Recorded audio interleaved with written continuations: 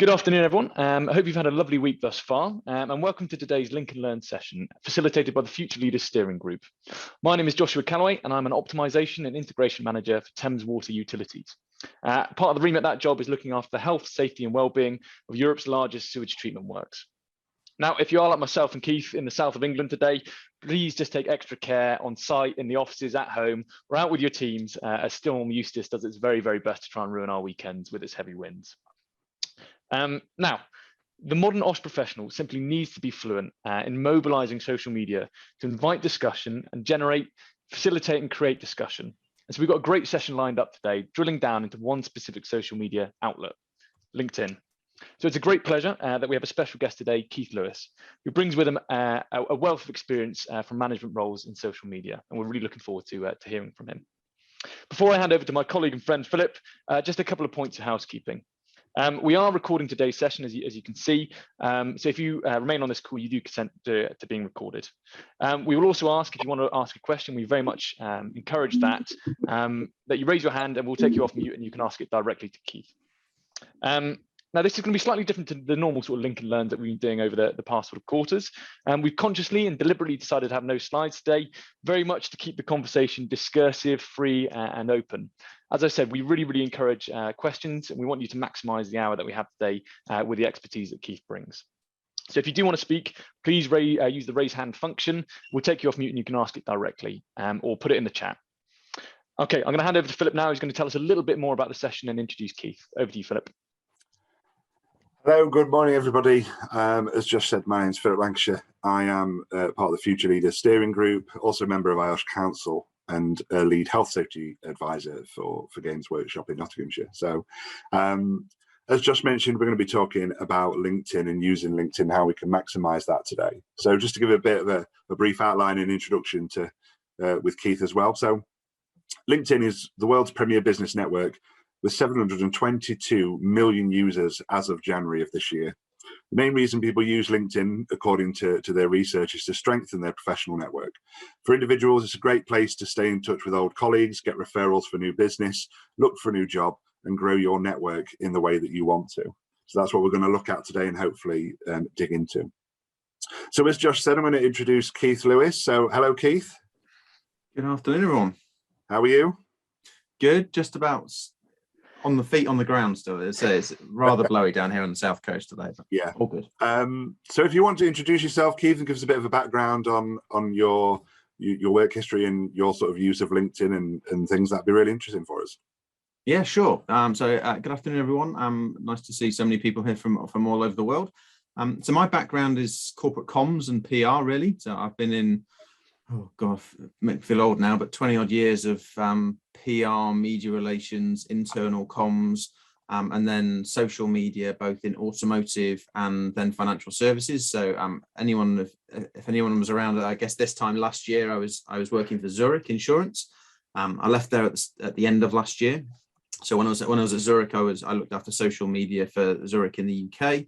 But also then covered different helped support different parts of the business globally, and I also looked after APAC for a while, which obviously brings different challenges and different uses of all that kind of any sort of social media platform. Since January, I've actually moved jobs. There's some clues over my head. I now work for World Rugby, whereas it's a bit of a shift in job entirely. But we've got I'm now. If anyone wants to talk about rugby, that's totally fine. So I'm responsible for the law book of the game and how that works, how we might change it going forward, stakeholder engagement, stakeholder management, all sorts of stuff. So it's the sort of thing in sport where everyone's got an opinion on everything. So lots of different ways to do it. So that's kind of me background. Outside of work, I've got two boys who are somewhere in the house because the schools are shut. And the other half is downstairs controlling them as well. Outside of work, I've actually been a rugby referee for 25 years, which obviously now links to the day job as well. So I've gone from hobby to job overnight, which has been an interesting month or so, just since I started in January.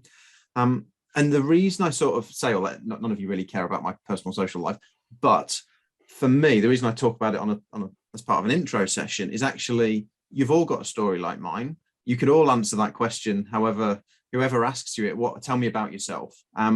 And that's where, when we get into talking about social media and LinkedIn, where people starting to get a bit nervous about what they can talk about. So that's a deliberate link through, almost if I planned it. So yeah, lots of bits and pieces. I've been on LinkedIn since left uni. Facebook was just a thing as I was coming through uni, so I've been a sort of digital native all the way through, and I've played on all the social media platforms that are out there for different purposes. But LinkedIn is the one I come back to as a sort of professional, if you like. And we've got different versions of what that looks like for us, for developing a network and learning and all those sorts of things. Excellent, thank you for that. Really appreciate it. So, as Josh mentioned earlier, we want to keep this session sort of open and as free flowing as possible. So, if anybody has any questions, they can post them directly into the chat, or if they want to raise their hand to ask a question directly, then please feel free to do so, and that will obviously help stimulate some conversation. If people want to do that, then please go ahead. But what we'll do, I think, is kick off with maybe some questions from our perspective. So, where do people start with LinkedIn? You know, it's a big platform. There's lots of different options. If somebody's a brand new person to this platform and wants to really utilize it to the best of its ability, what are the first few things that people should really think about? Yeah, it's a great question. Often people jump in about 4 stages ahead of that, so it's a good start. As with ever, a bit of a history lesson from a LinkedIn perspective, and some of you on this call will probably still think of it as a place to get my next job front. So it started out as a CV repository. So the principle of it is built on you as an individual and your professional background, what roles you've had, what learnings you've had, what positions you hold inside or outside of work. So going back to the basics of having a good profile is always where we should start. The great thing about LinkedIn, I think, is that it will literally do it for you. It won't do it for you, but it will guide you through the process. So when you go to the top toolbar and there's a picture of, well, if you've not done it before, it says me at the top. If you drop down and go to your profile, it will guide you through all the steps that you should do to build that profile. There may be parts on there that you don't want to do, you don't want to share, or you don't think it's relevant to share, and that's totally okay. That there might be, it might raise some questions for other people who might find you later on. This is how other people might use it. I think people still use LinkedIn to find new recruits or to check into someone's background or as part of an application process, whether they should or shouldn't. That's a kind of different conversation.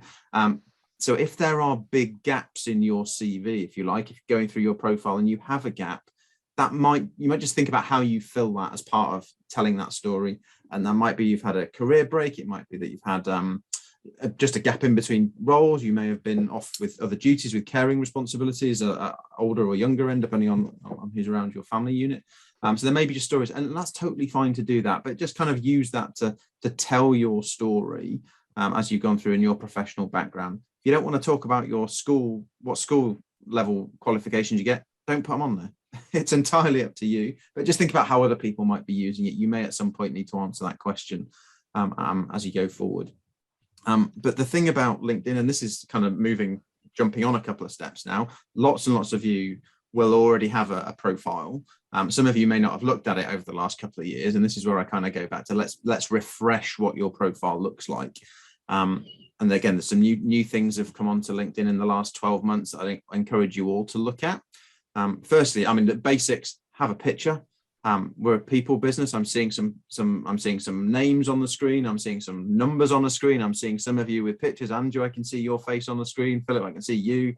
Saeed, there's a couple of other people who've got images locked on there, which might have been LinkedIn.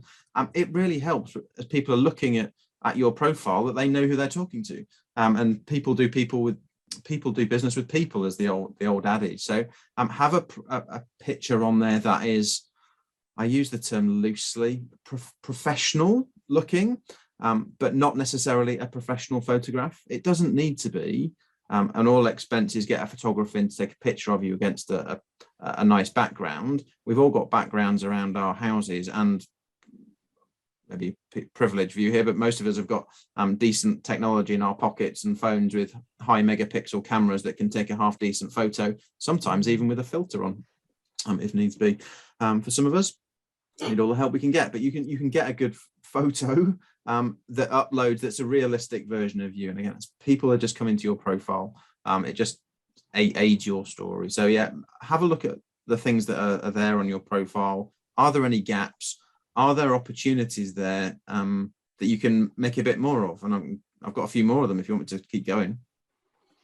Yeah, go for it. If there's other things to yeah. So I think there's about 3 or 4 that I would point people to, some of which are brand new, some of which aren't. When you go to a profile, you obviously got the picture of you that's in the circle, but at the very top of your profile, there's a banner picture. There's an opportunity to put a bigger picture there. And that's, again, it's a free hit. When people are coming to your profile, it just adds to your story. Josh, and I'll come back to that in a minute. I'm going to call you Josh for the sake of it, but are you Joshua or are you Josh?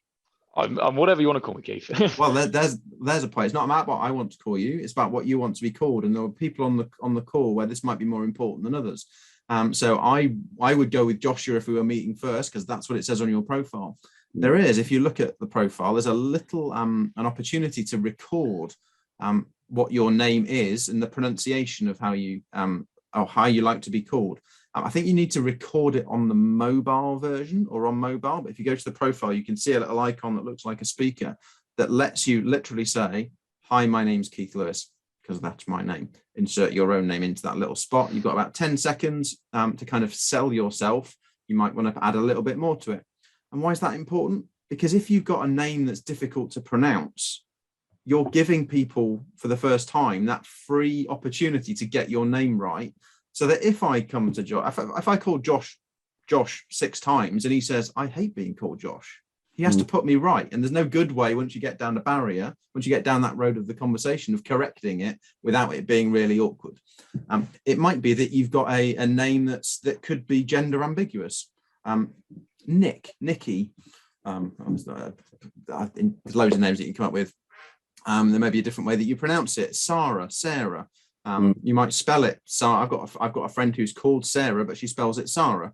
Well, if I'm just looking at a name, I'm going to say it as it looks. So help people out with that pronunciation perspective. So you've got that perspective.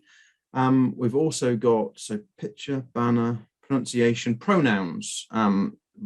Ever more increasingly important to do. I have them on mine, and actually Zoom didn't prompt me when I came in, but I noticed even Zoom has now started to prompt I am, he, his, him, and that's on my LinkedIn profile as well. Why is that important? Because it helps people who might not be the obvious, I've got to be careful with my language here, the obvious gender. You may have again, if you don't have a picture, a name could take you one of 2 different routes, or you may choose an option that isn't the obvious one. That's entirely up to you. And I support anyone who wants to be they, them, whatever it is you wish to identify, however you wish to identify. The opportunity is there on LinkedIn, so please take advantage of that and support people for doing it. That's I think that's an important element now in lots of the diversity inclusion conversations that we're probably all having in our respective organisations. So those are just a couple of extra bits that are relatively new to a LinkedIn profile that just help people. Fantastic. Yeah, I think some really, really good advice there, Keith. And I think spoken about a lot of the positive things we can do. A question I sort of written down and I wanted to ask is that I think LinkedIn is quite a unique, obviously it's I think increasing in its kind of interactivity as a social media platform, but it's still at the heart of it a professional environment. So how do you think LinkedIn should and how does it differ from other sort of social media outlets, things like Instagram, Facebook, TikTok, all of these sort of ones that are coming up? And then sort of an offshoot of that question is, what are sort of key things that we need to avoid, or key things we perhaps need to tone down, which we might do on other social media platforms, but perhaps don't have the same place at LinkedIn? That is a brilliant question. And there is, when you're on LinkedIn, there is a "we're not Facebook" bunch of folk. So there is a fine line that I think we all need to kind of just consider as we're going through to it. The thing about LinkedIn is that your employer is predominantly attached to your name and the purpose of being there. And that comes back to a bigger picture. Why are you on LinkedIn? Because on the whole, it's that professional networking piece. It might be about looking for a new job, and therefore you need to hold yourself in the esteem and the position that you want to hold, or either now or in the future. So there is that element of your name and your employer is attached to it. So therefore you are sort of, I use the word governed slightly by policies and the professional actual policies that your organizations will have about social media use and whether you're allowed to do things and from your employer perspective. I think most employers now are on the social media wagon and are supportive of that. There may be niche cases out there where your employers don't let you do that. I will always, if anyone has an employer who needs to have that conversation, I'm more than happy to help you out. Hopefully I've not had that. No one's taken me up on that for a good few years, but there are still out there who restrict what you can do. And even if you get into the sort of military public service sector, you have to be a bit careful about what you do and the position you hold. There's also, in some parts, not so much relevant for this audience, there are activities that you are just not allowed to do on certain channels in some markets. So if I go back to my insurance days, you are not allowed to sell a life insurance product in the UK through a direct channel. It has to be an intermediated process to get appropriate financial support and independent advice before you make those investment decisions linked to certain products. So there are regulations in all our territories that restrict you from doing certain things. So don't do those things, because you may end up in jail, frankly. So stay away from those red lines, but just think about the other networks. So that's a very long answer to the question. Josh, did I answer it? Yeah, because I think as I said, that sort of professional environment is in some ways more restrictive than, there's a kind of code of ethics and there's a code of just general societal expectations about any social media, but there's another sort of professional layer on LinkedIn as well, isn't there? There is, and I think that's the same in any network. And you have to think, this is where I have to moderate my language slightly. If you're an idiot on social media on any platform, Google is a new thing. Some of you may have heard of it, where if you Google a person's name, you are likely to be found being an idiot over there whilst you're being a professional person over here. And I used to say that when I was training people within Zurich, is if don't be an idiot would be my first point of call. And I have other phrases I may have used in less polite company, but I'll stick with idiot for today. But if Google is a thing, so if I can Google your name and find you in one place and in another place, you need to make sure that both of those things are upholding the right standard of ethics that you personally have and that your professional ethics that you might be bound to under a professional benefit. So you just got to be careful about it and have that thought process before you press the post button. And if you're going through that process, whether it's an actual governance process of, am I allowed to do this or should I do this, then that's always a good thing to do rather than just firing away. And I always encourage people to put LinkedIn way away, or any app, social media app, away from your fingers, particularly if you're out socializing with people or after 9 o'clock. There's generally nothing good can happen on social media after 9 p.m, particularly of a weekend. Yeah, I think from what I've seen with LinkedIn, there's always sort of two camps regarding that, isn't there? There's always there's those that think it's only for very, very professional things, and those who have that argument of, they want to try and put a bit more humanism into the fact that they're on a professional network and show that they're a human being, not just an employee sort of thing. But I think there's definitely balance, isn't there? There's definitely a balance to strike there. Now, what I'm saying, and I go back to my starting point, that's why I talk about family and the kids and the rugby and the refereeing and the professional stuff, because that is all part of me. You can see it on the shelf behind me. I've got Lego and rugby stuff. I've got stuff that is all part of my thing. So when you come to my social media channels, you're going to get a bit of all those things, and that's fine. I think by being more human and sharing things that aren't professional, we are being professional. We would have those conversations. I would tell you that I'm going to if we were meeting next week, I would tell you that I'm going to my kids' birthday parties. I would tell you that I've just had a wedding anniversary, or wedding, or had a child, or a death in the family. So I would think, providing you're doing it in an appropriate manner, LinkedIn is an appropriate place to do that. You've got people who are in your networks for different reasons. There are people who are connected to me through LinkedIn who are connected to me because I was at school with them, because I have refereed them, because I know them through Zurich or the motor industry, or just friends that you meet all over. So you've got a network that encompasses all that. So don't be afraid to be all that and to be the authentic version of you on LinkedIn. And I guess that also goes back to the sort of diversity inclusion perspective. You don't have to be the straight-laced human that you might be in the office if there's more to you than that. So feel free to bring that to to life in a way that connects you to your intended audience or what you're trying to achieve. I think just for me, as we look through the chats, and I just want to make sure we're ticking our boxes. There is a question from Robert regarding obviously the pronoun side of things. So he's just put, why use pronouns he, him, she, her. I think we have covered that, and I think, like you said, it's just one of those things to.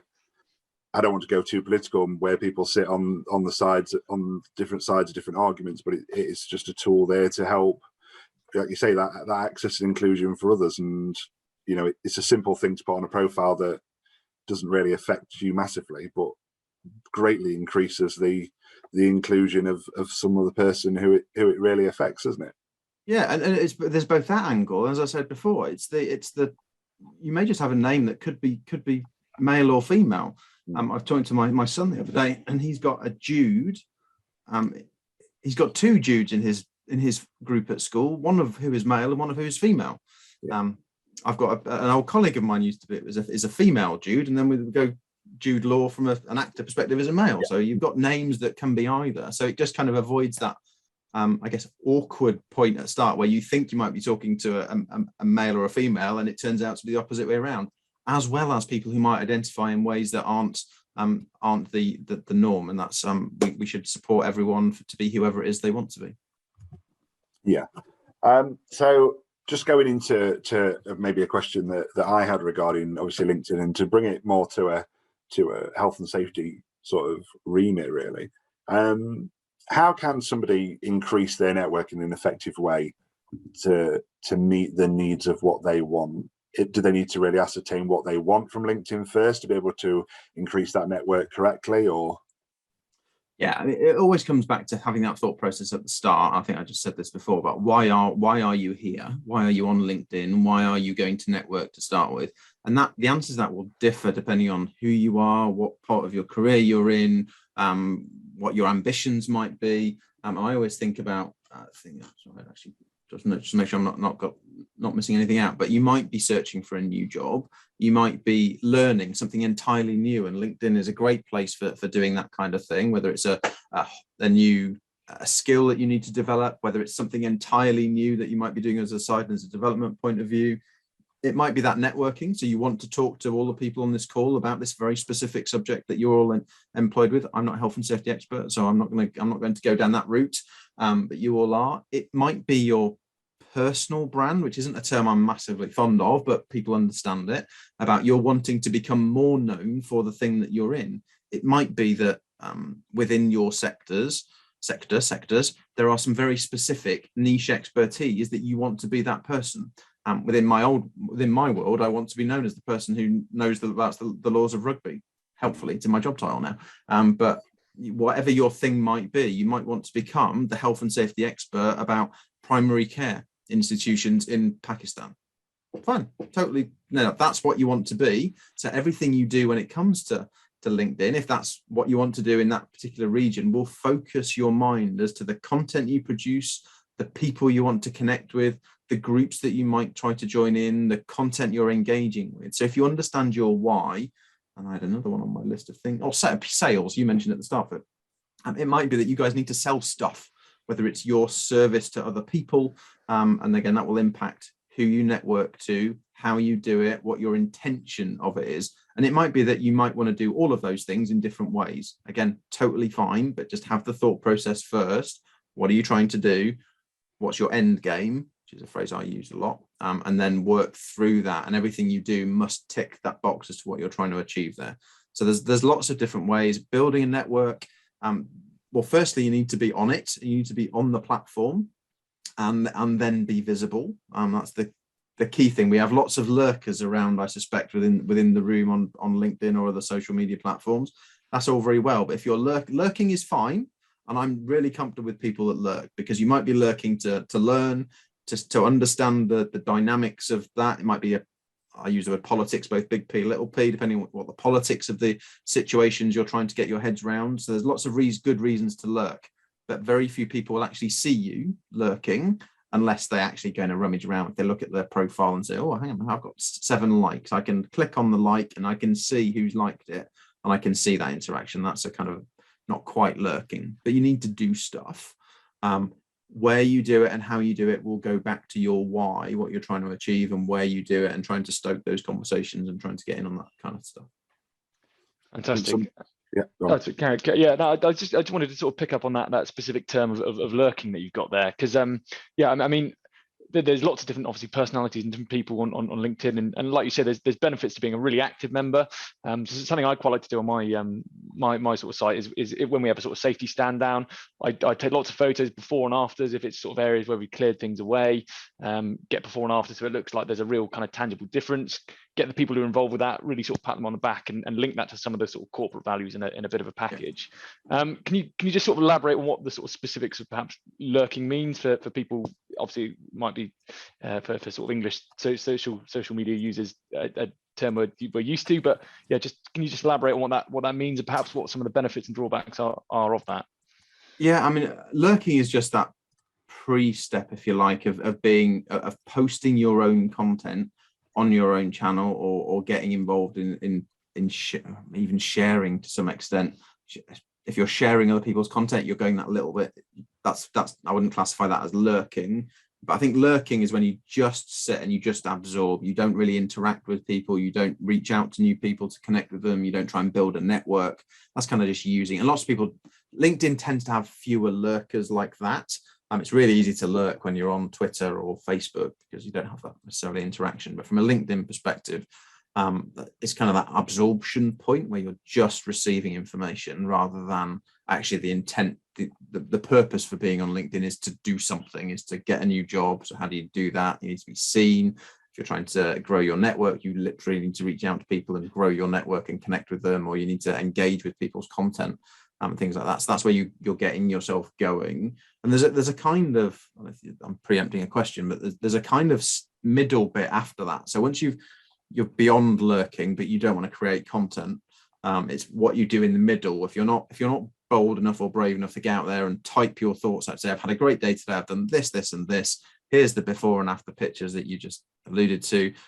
If you're not comfortable doing that yet, that's fine. There's a bunch of stuff you can do before then, which is not being proactive, but not being completely lurking. And that's to hunt out other people's content. So you might go and see what Josh does on his profile. By all means, come and look at my rugby stuff if you want, if it's of interest. And you can share, whenever you see anybody's post, you can share it. So that will then go out to your profile and people in your network will see it. You can like it, you can add a comment to it. And that's kind of getting yourself comfortable. And I think that's a really effective way of building a network, is to do more, play more in other people's comments.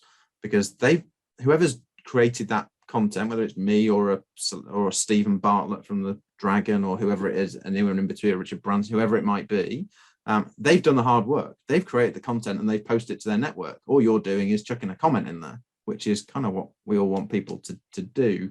And you can be really effective in where you target that, because it might be, if you're thinking about, you want to be seen to either a new customer, or you do want to become known to a new organization who you might want to work for, or a potential employer as a human being. You've got this boss that you really want to work for in 2 companies' time. Well, go to their profile, follow them. You don't even have to connect. Engage in their content, and they will then see your name appear in their notifications, which, fast forward 2 years, if we've been playing that little game for a couple of years, I now know Philip, because it feels like we've talked on a regular basis through our LinkedIn conversation or through our notifications, if you like, even if we've never actually communicated face to face. But I'm already warm, to use the sales term.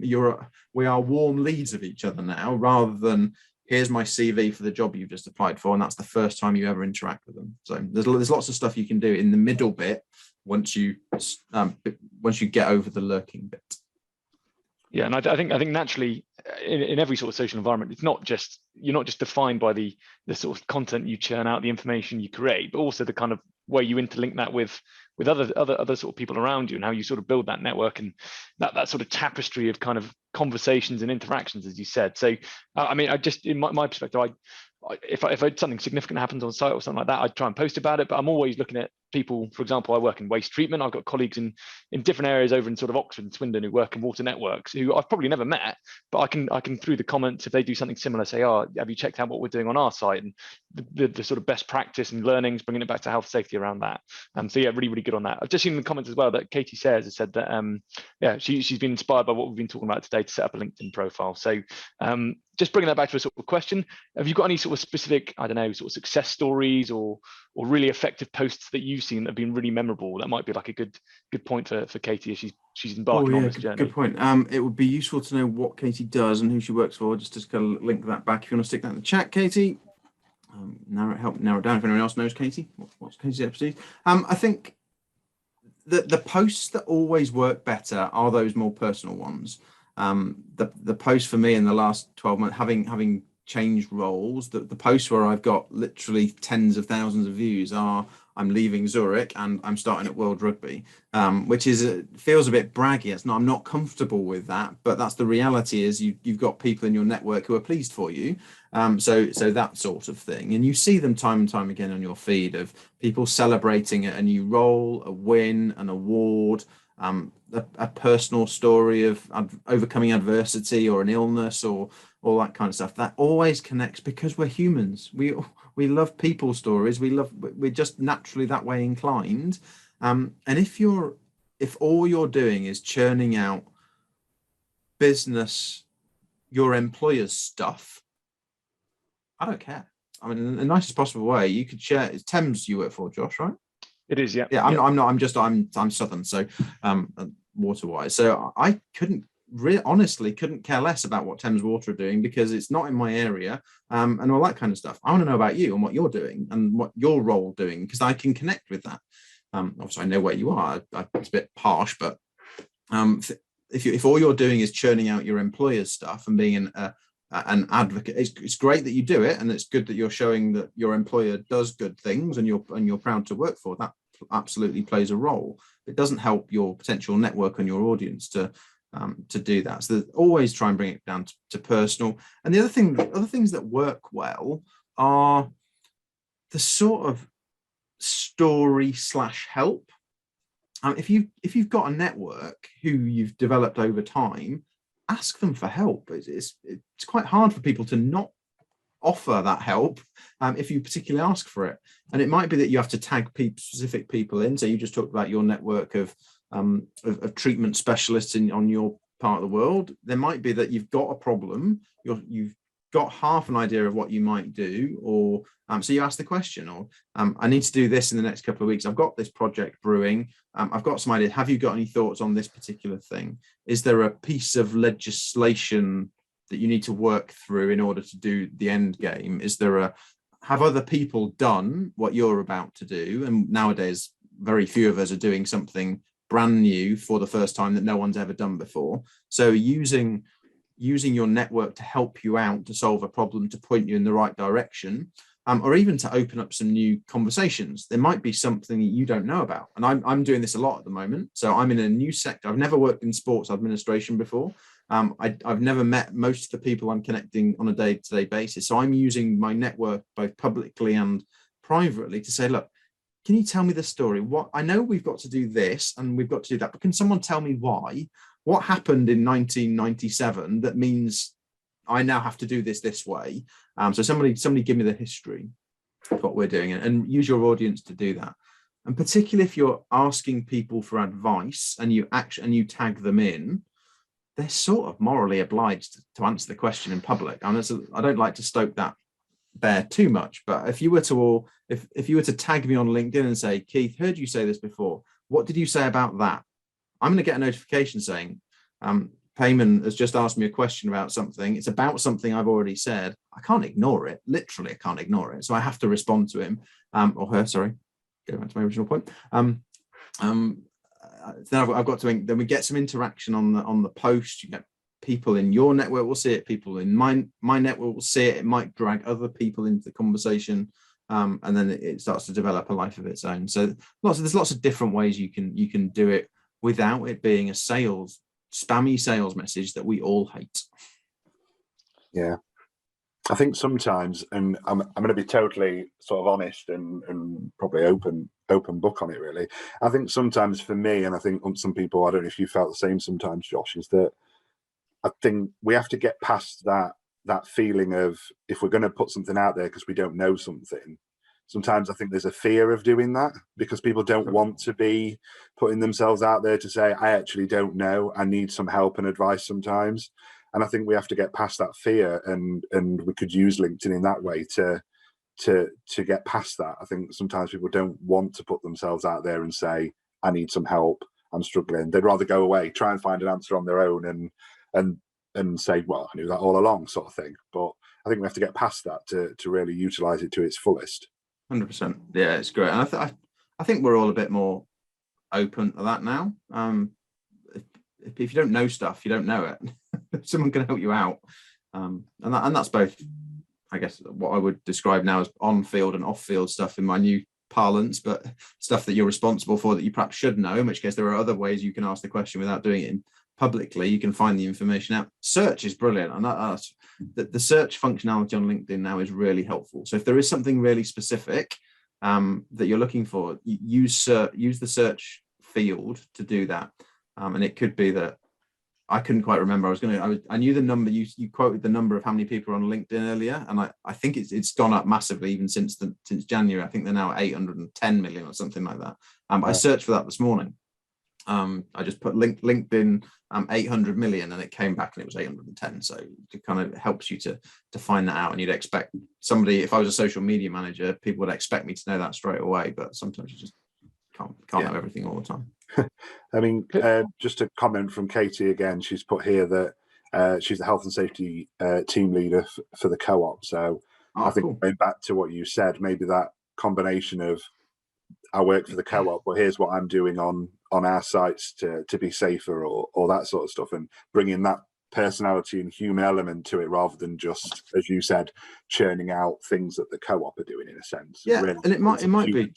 I'm going to jump to conclusions now because I'm sandwiched between two co-ops at either end of the road now. So, but just as an example of, so for everyone who's not in the UK, co-op is I'm probably going to do a disservice to the brand here, but generally small convenience stores that are generally located within residential areas. So if I'm popping to the corner shop, I'm going to go to one of two co-ops either end of my road.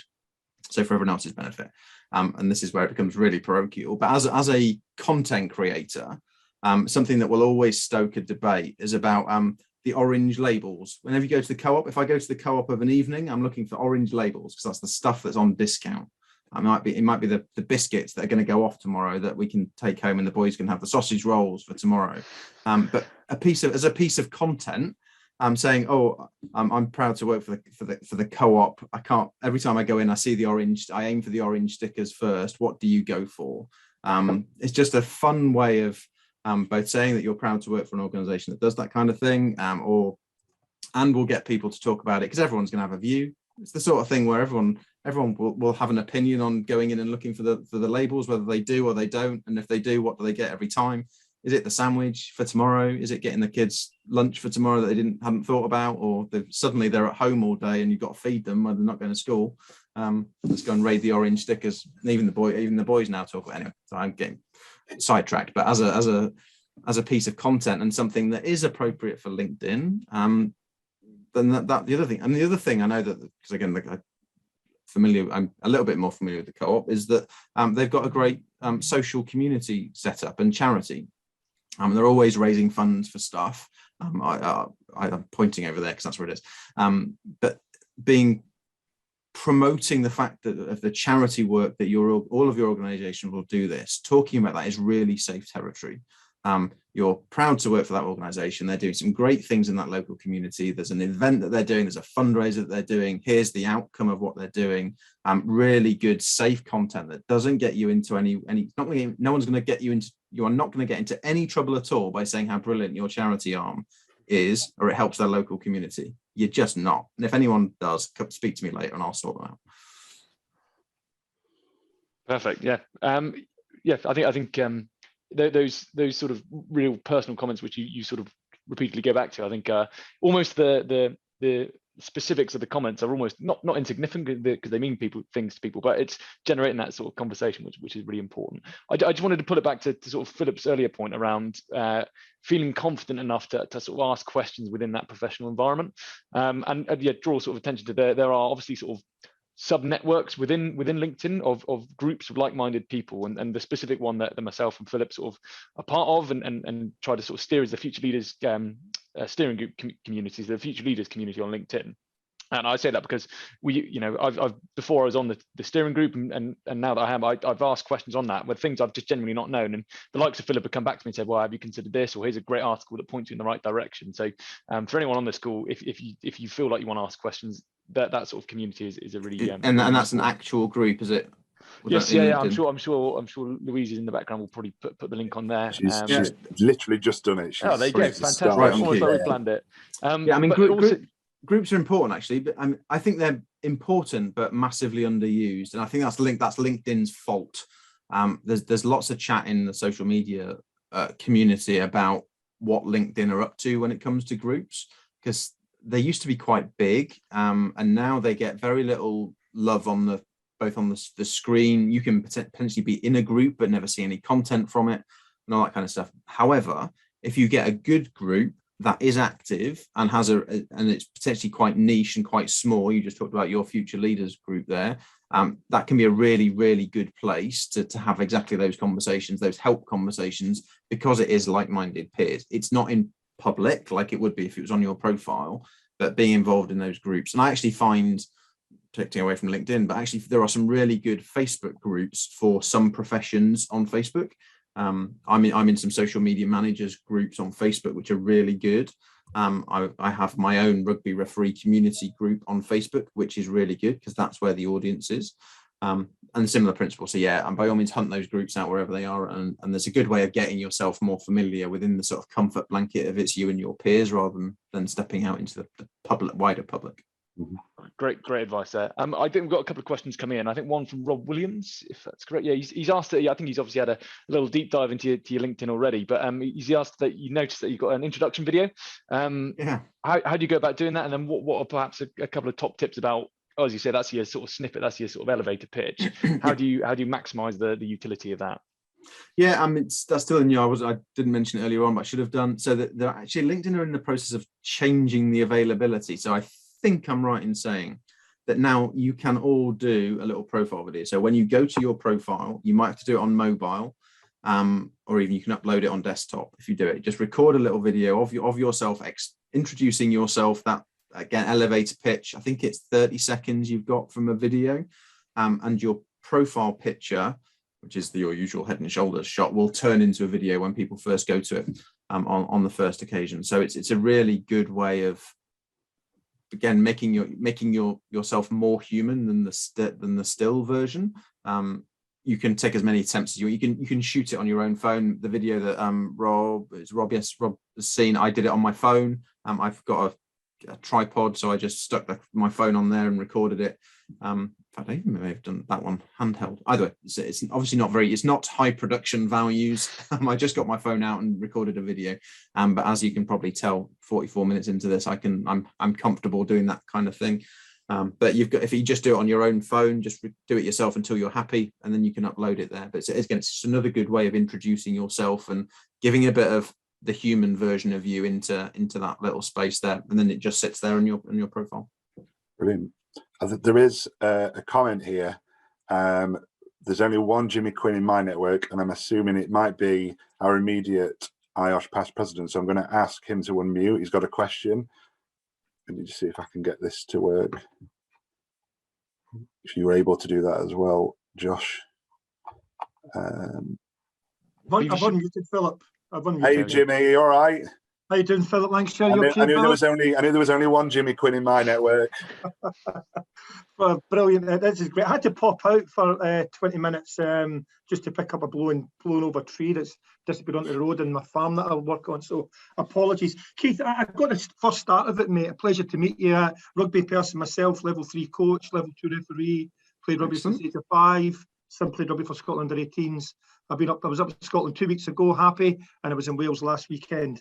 And if the weather stays off, I've got corporate tickets tomorrow for my beloved London Irish and Saracens. Oh, So I'm going to that. So let's catch up later because I'm going as well. Catch up later. I'll send Anyway.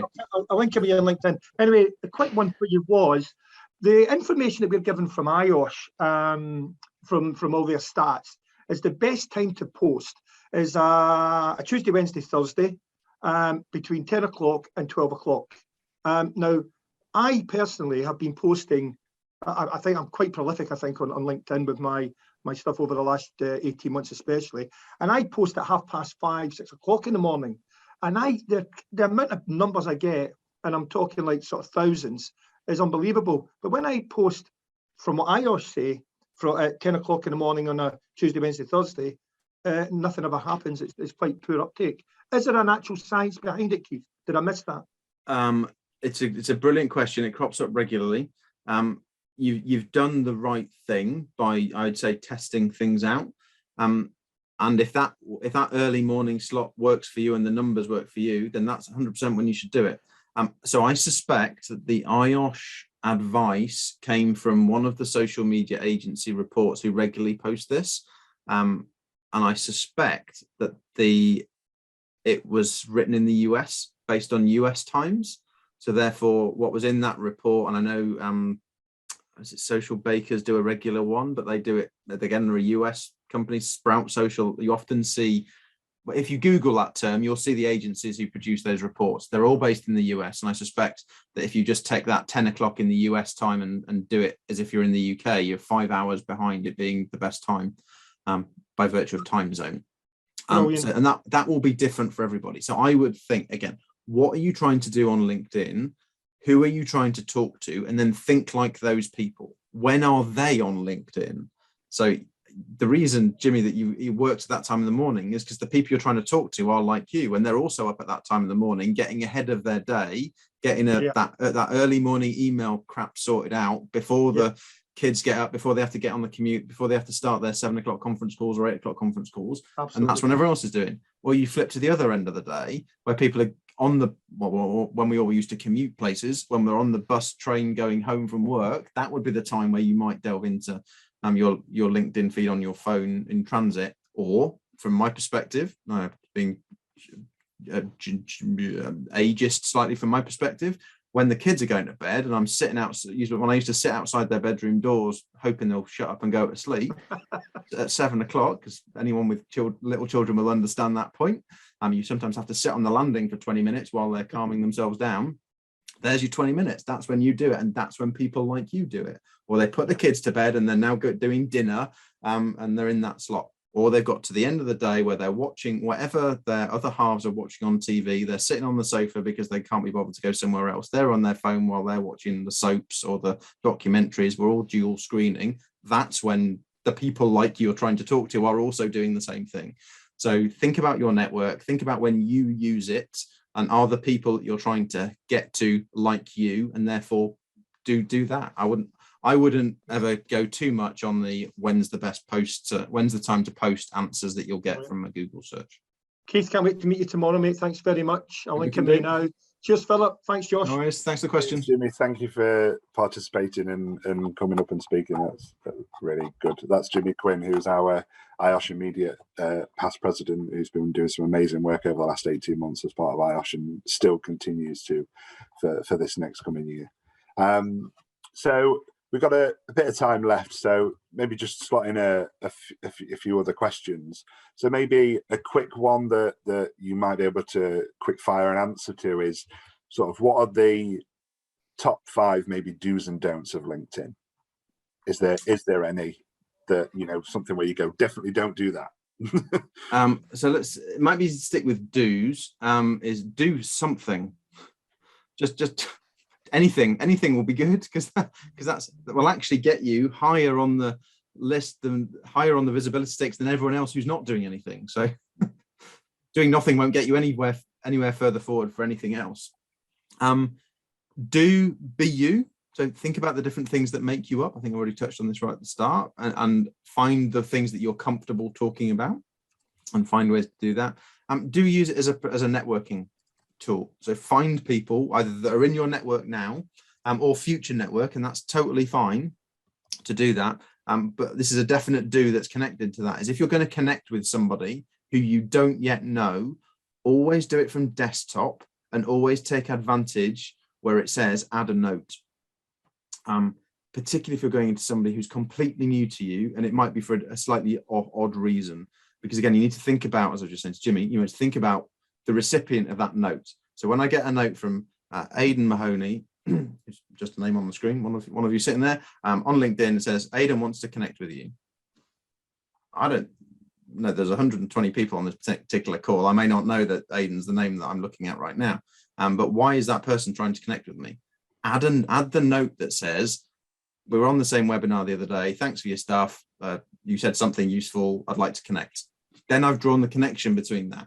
It might be that you're doing some prep work for something that you're doing next week. So you've got a session next week. You're going to meet a new client. You're going to a site visit. You're meeting somebody. You've looked at their profile, so you've got a face to look for when you meet them in the reception area. You know what they're going to be called. You know how they like to have their name pronounced. So you get it right.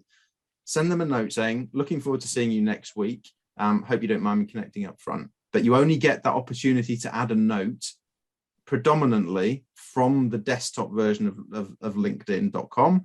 And even then, it's not all the time. Helpfully at LinkedIn, and sometimes when you get the people like you feed or other people you might know, you press connect and it literally just fires off a connection request. You can't control that. So try and add that note, particularly if you're wanting to introduce yourself or to explain why you might be connecting with that person. If it's just Philip and Josh just talking to us now, you don't need to do that, because it's obvious why we're going to be connecting right now, or Jimmy now. He doesn't need to explain why, because we've just had a real conversation about it. But for anyone else, just add that reason about why you're doing it, because it means that people will accept more. If they press decline and then, because I don't know that person, that could really count against you in the grand scheme of things. If you get too many of those, then LinkedIn will think you're a bot, you're not using the platform appropriately. So you kind of might go into a LinkedIn jail for a little bit. So it's just more of a do and a don't mixed in there together. What did you ask me? What did you don't do? The other thing, I've alluded to this before, just please don't go into sales pitch mode straight away. I think I'm safe in this environment, in your companies, to not do that, but we all get it. It annoys the hell out of me. Sometimes it's automated. I've stopped engaging with those sorts of sales pitch processes that are going to happen. I've also stopped being polite about it, because it's my network, and I'm probably grumpy and old enough now to get away with being slightly rude. But again, I do it in a professional way. But please don't be that sales pitch person when you're going in to meet somebody for the first time, because it's not good. Perfect. I think perhaps 3-4 minutes to get a couple more sort of questions in. So I think Robert Higgins has asked one around. He said he's seen people sort of liking their own posts. Is there any utility to that? How can you sort of self-promote your own content, if that makes sense? How do you get it in front of people? I've heard that before, and I've not seen it disproved. I've not seen it proved. So there are quite a few people on LinkedIn who do experiments like that to prove whether it's worth. I don't know, to be honest. Have a go. If it does work for you, then I don't think it will do you any harm, but I don't see why people do it, and it just looks a bit odd that you've liked your own post. Particularly if you're the first person to like your own post, then that's not a strong look, but it's a good question. And then there's been a final comment. How would one connect with you on LinkedIn if after this call they think we run a good session and they want to reach out to myself, Philip, or you? What processes do they need to go through to do that? By all means, just hunt out Keith Lewis. I'm hoping you should be able to find me, although Jimmy's just something like saying he couldn't find me, which is a little bit worrying. If you put Keith Lewis World Rugby into the search bar, or Keith Lewis Comms, I should pop up there, because that's my handle. So linkedin.com/in/Keith Lewis Comms is the URL for my profile. And actually, you can change your own. That's if we had more time. If you've never changed your own URL, so what you'll find, particularly with 810 million people, if you've just signed a Katie, I think it was for the first time, you'll probably find that your LinkedIn URL, so linkedin.com/in/your name, will have a whole bunch of numbers attached to it at the end of that profile. You want to get rid of those because it doesn't help. If you click on your profile, then it says public profile and URL. Somewhere you'll be able to edit that to get rid of all the random numbers. You may have to put a middle name in. You may have to do a bit of a, like I'm Keith Lewis Comms on all the social media platforms. You can change and tweak that somewhere in there. But we can. I'll send you the details if you haven't got that somewhere. But it's always worth doing that. Fantastic. Thank you very much, Keith. You would have just seen everyone on this call, just a poll pop up. That's just to garner a bit of feedback on today's session. Hopefully you found it really, really sort of engaging. I think we'll probably start wrapping up now, if that's all right, just conscious of the time. So yeah, thank you very, very much, everyone who attended today. Some really, really good engagement, some great questions as well. And yeah, specifically, massive thank you to yourself as well, Keith. My pleasure. Some real excellent tips I'm certainly going to take away and modify my profile, because I think I'm doing some of the things that you said there, but I can certainly think whether it's the video or the pronouns or the pronunciation, something like that, really can maximize the utility of that tool, essentially. So people, if you can just sort of answer the poll as it comes up, we'd be massively appreciative of that.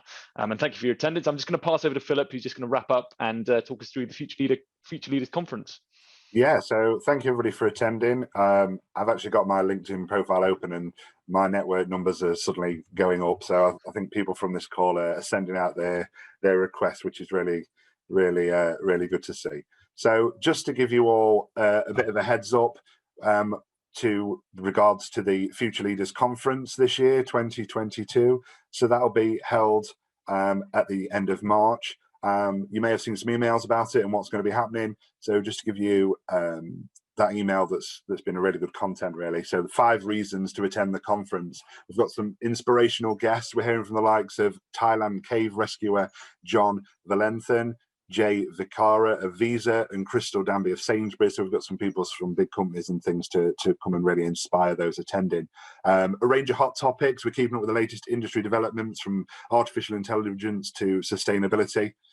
We're basing things on becoming a better leader through workshops on authentic leadership and influencing others, and much more. The platform we're using, very similar to LinkedIn, we're using the Swapcard platform, is there as a massive opportunity to network. That platform's a great platform for you to be able to log in, set up your own profile, very similar to a LinkedIn profile, really, and start to make connections with people. That platform's really good for looking at how you can connect and put in some network one-to-one sort of Zoom style calls with people, even in between the different sessions across the 3 days.